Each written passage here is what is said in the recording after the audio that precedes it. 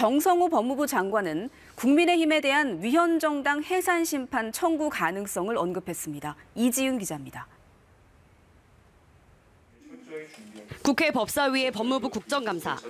정성호 법무부 장관이 공식 석상에서 처음으로 국민의힘 위헌정당 해산 심판 청구 가능성을 언급했습니다.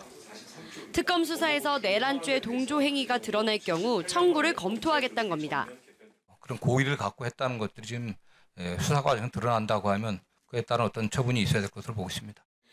민주당은 국민의힘의 내란 동조를 밝혀내야 한다고 촉구했고 계엄 해제를 하지 않고 사실상 뺑소니 친 그런 국회의원들이 내란에 대해서 동조한 걸로 볼 수 있지 않습니까?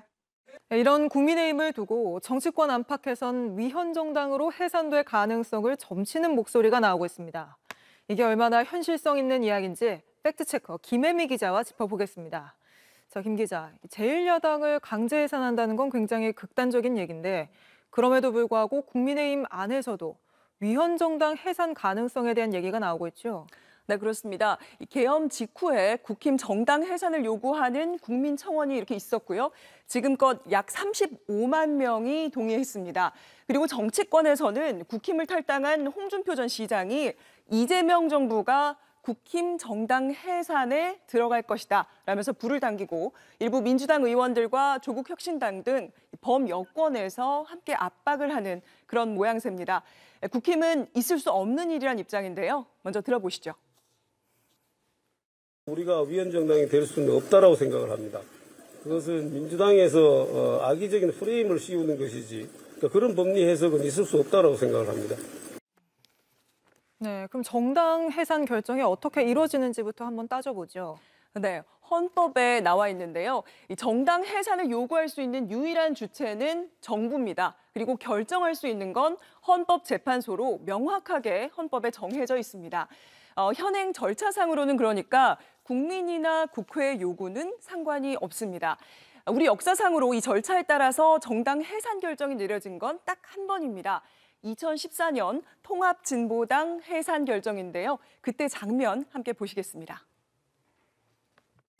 통합진보당은 강령 등 그 목적이 우리 헌법의 자유민주적 기본 질서에 반하는 북한식 사회주의를 추구하는 것이고 정당 해산 심판 청구 안건을 심의 의결하였습니다.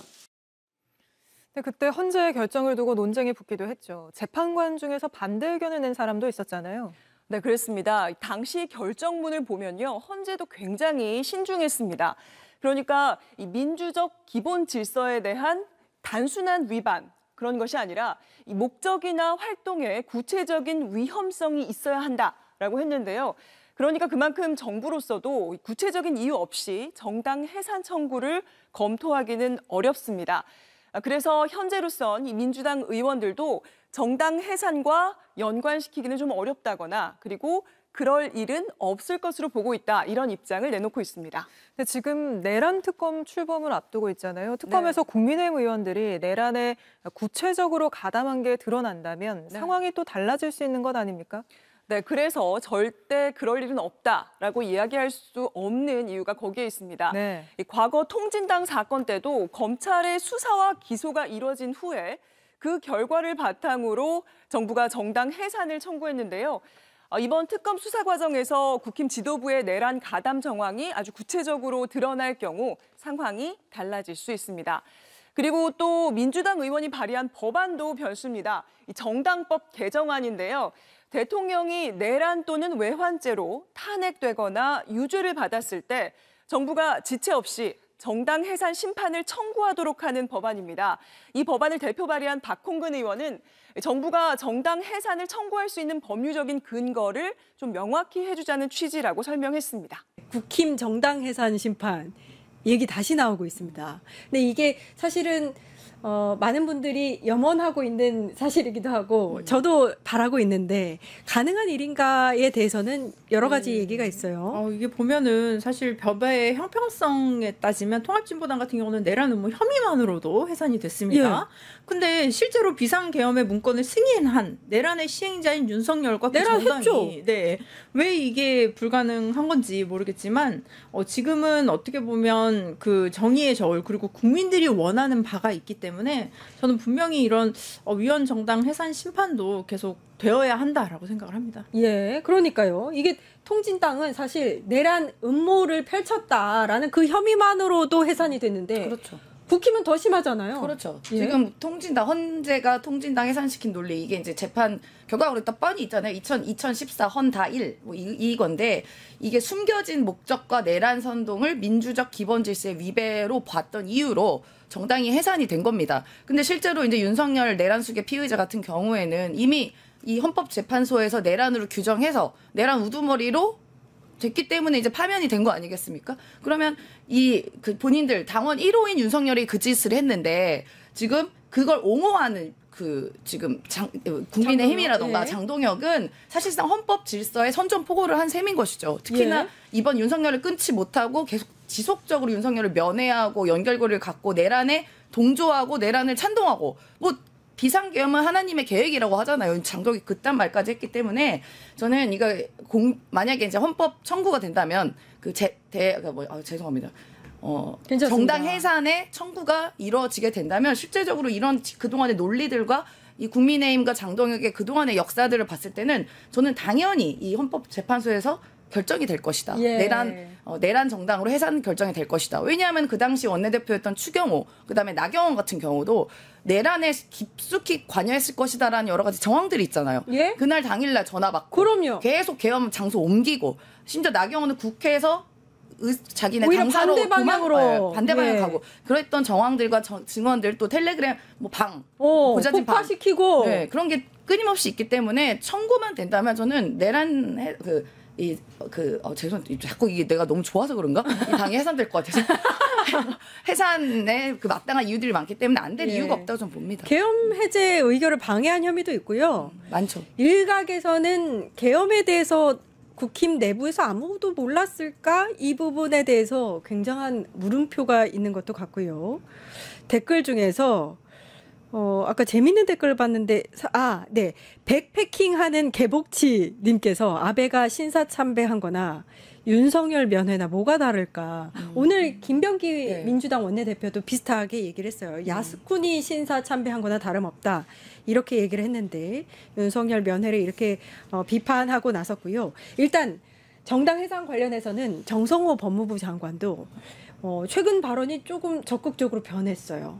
특검 수사가 윤곽이 드러나면 정부 여당 어느 쪽이든 움직임이 가시화될 수도 있다라는 얘기가 나옵니다. 그래서 저는 하루라도 좀 빠른 시간에 지기현 판사가 이 내란 재판을 빨리 마무리를 했으면 좋겠습니다. 그래서 윤석열이 내란 수계 피의자로서 이제 내란 수계임을 딱 인정한 다음에 구성 사형 또는 무기징역을 딱 선포를 해야 이 당의 근거가 생기거든요. 해산의 근거가. 근데 지기현이 계속 질질 끄는 게 저는 어떻게 보면은 위헌정당 해산을 막기 위한 의도적인 지원이 아닌가라는 생각도 듭니다. 왜냐하면은 이 내란 수계를 딱 선언해 버리면 이제 내란 정당이 되기 때문에 해산 사유가 충분히 많거든요. 그리고 그 외에 여러 가지 국민의힘 관련된 의원들도 재판이 계속 속속 진행이 되다 보면은 이 국민의힘이 내란 정당으로서 해산될 사유가 정립이 되는 것이거든요. 근데 자꾸 이렇게 재판이 늦어지니까 저희가 그 위헌정당 해산이나 이런 게 계속 지연이 계속 되는 거라고 봅니다. 1심이라도 나와야 한다. 그렇죠.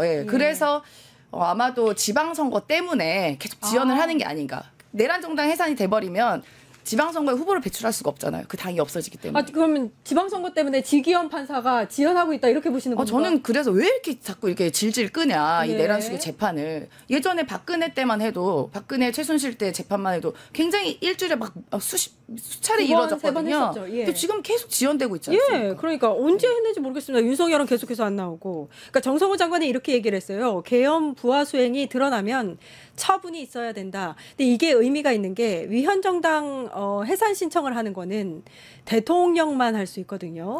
근데 네. 이게 정부 차원에서 이런 발언이 나오니까 약간 우리가 희망 회로를 돌리게 됩니다. 아, 청구는 법무부 장관이 해야 됩니다. 아, 그럼 장관. 네, 대통령이 법무부 장관. 직접 하는 게 아니라 네, 법무부 장관이 그럼 장관이 직접 이런 얘기를 했네요. 예. 네, 맞습니다. 그렇다면은 이제 정부에서 이제 좀 절차를 이렇게 말씀을 좋습니다. 드리면, 좋습니다. 네, 통상 법무부 장관만이 헌재의 정당 해산을 청구할 수 있습니다. 그래서 일반 국민이나 정당이 직접 청구를 할 수는 없습니다. 그래서 정부가 청구하기 전에 통상 국무회의의 심의를 거치는 것이 요구가 되고요. 그리고 뭐 정당의 명칭, 청구 이유 등을 기재한 청구서를 헌재에 제출하고 헌재는 이를 피청구인 정당에게 송달하게 됩니다. 그리고 나서 청구회는 헌재는 심판이 끝날 때까지 해당 정당의 활동을 잠정 정지시키는 가처분 결정을 내릴 수 있고요. 그리고 헌재의 그 전원 재판부에 심리가 되면서요. 정당 해산 결정에는 통상 재판관 7명 이상 출석, 6명 이상 찬성 등의 기준이 적용이 됩니다. 그래서 해산 결정이 되면 해당 정당은 즉시 해산이 되고 중앙선거관리위원회 등의 그 말소를 집행을 하게 되는데요. 또 자녀 재산은 국고로 귀속이 되고요. 또 동일 또는 유사한 강령의 새 정당을 만들 수 없고 동일 명칭을 사용하는 것도 금지가 됩니다. 아, 대한민국에서 국민의힘이 사라지느냐 마느냐의 그 기로에 서 있는 것 같습니다. 아까 그 임세현 대변인님께서도 말씀하신 게 이게 사실 굉장히 좀 혼란스러울 수 있을 거라고 지금 헌재에서 좀 판단을 할 것도 같은 게 내년 이제 6월이 지방선거지 않습니까? 그러면 지금 벌써 지방선거 출마할 분들은 이번 추석에 우리가 이제 또 추석이 또 원래 보통 통상 9월이었는데 10월이었어요. 근데 또 연휴 날짜도 길었고 그래서 지방선거 출마하시는 분들은 연휴 날짜에 현수막도 많이 걸었고요. 뭐 단체 문자 같은 것도 많이 보냈습니다. 그래서 이제 10월, 11월, 12월 뭐 이렇게 좀 본인을 알리다가 보통은 이제 1월 정도, 2월 정도 되면 이제 그 뭐 청와대라든지 이제 공직에 계신 분들이 이제 또 사퇴를 해서 나오게 되고 이제 공무직에 계신 분들 이제 또 사퇴를 하는 그런 시기가 되고 사실 1월부터 시기가 굉장히 빨리 돌아갈 거거든요. 근데 그 사이에 이 지금 그 청구까지 된다라고 한다면 실제로 임시적으로 이게 정당의 활동을 정지하는 가처분 신청까지 이루어질 수 있다고 한다면 이게 어떻게 보면 거의 보면 뭐 민주당 한 당 그리고 그 이외에 소수 정당으로 선거가 치러질 수 있겠죠. 뭐 그런 구조가 될 것 같은데 사실은 아마 그 사법부에서는 그런 뭐 안정성 이런 것들을 염두할 것 같은데 저는 사실 그렇습니다. 우리가 입법, 사법, 행정이 독립이 된다고 하잖아요. 근데 대한민국에서는 그런 독립을 주장하는데 그러면 사법부는 사법부의 시계대로 돌아가면 됩니다. 뭐 어떤 선거라든지 뭐 이런 것들 보지 마시고 뭐 재판 진행 날짜, 기일 그런 것들이 지켜질 수 있을 것만큼대로 지켜지는 게 좋을 것 같고 그 안에서 저는 정당 해산 심판도 이루어지는 게 옳다라고 생각합니다. 일단 시기상으로는 정부든 재판부든 부담을 가질 수도 있는 시기다. 이렇게도 볼 수 있겠습니다.